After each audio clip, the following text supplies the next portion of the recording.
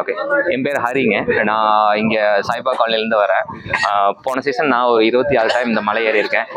இந்த சீசன் பார்த்தீங்கன்னா அட்லீஸ்ட் ஒரு 75 டைமாச்சும் ஏறணும்னு இருக்கிறாங்க. என்னோட பெஸ்ட் டைம் பார்த்தீங்கன்னா 1 hour 48 minutes மேலே ஏற இருக்குங்க. கீழே இறங்குறதுக்கு பார்த்தீங்கன்னா ஜஸ்ட் 48 minutes தான்.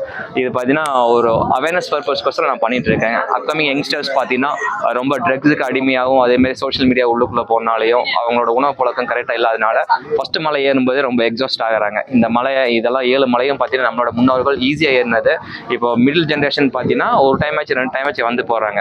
யங்கர் ஜென்ரேஷன் அவங்களால வரவே முடியல. என்ன ரீசன் கேட்டிங்கன்னா அவங்களோட லைஃப் ஸ்பேன் கொஞ்சம் கொஞ்சமாக கம்மியாகிட்டு இருக்கு டியூ டு கரண்ட் சினாரி இருக்கிற ஃபுட்டு, அவங்களோட ஹெல்த் கரெக்டாக பார்க்காதனால, எகெயின் அந்த சோஷியல் மீடியாஸ்குள்ளே ரொம்ப டைம் ஸ்பெண்ட் பண்ணுறதுனால அந்த மாதிரிலாம் இருக்குங்க.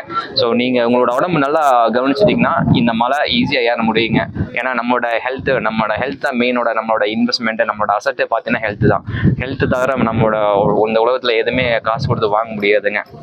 மற்ற எல்லாமே நீங்கள் மணி இருந்தால் வாங்கிக்கலாம், பட் உடம்பு ஆரோக்கியங்கிறத யார்கிட்டையும் வாங்க முடியாதுங்க.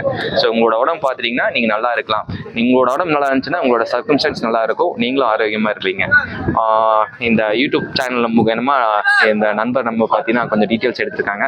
அவருக்கு என்னோட வாழ்த்துக்கள்ங்க. ரொம்ப நன்றிங்க.